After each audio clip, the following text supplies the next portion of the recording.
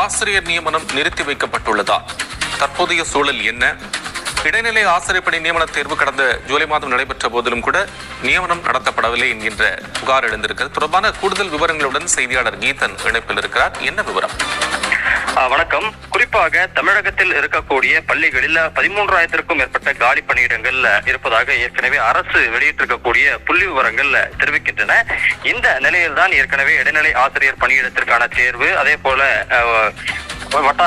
குறிப்பாக பட்டதாரி ஆசிரியர் பணி நியமனத்திற்கான தேர்வு மற்றும் சான்றிதழ் சரிபார்ப்பு, அதே போல 4,000 காலி பணியிடத்திற்கான விரிவுரையாளர் பணிக்கான தேர்வு ஆகியவை நடந்து முடிந்திருக்கின்றன. இதுவரை அந்த பணி நடைபெறவில்லை. குறிப்பாக ஆகஸ்ட் 4 நடைபெற இருந்த அந்த உதவி பேராசிரியர் பணியிடத்திற்கான தேர்வுக்கு ஒத்திவைக்கப்பட்டதனால் அது குறித்து தேர்வுக்கு 2,200 பணியிடங்களுக்கு நடைபெற இருந்தது. தேர்வு நடைபெற்று முடிந்த நிலையில் தற்போது வரை விடைக்குறிப்பு வெளியாகவில்லை. இந்த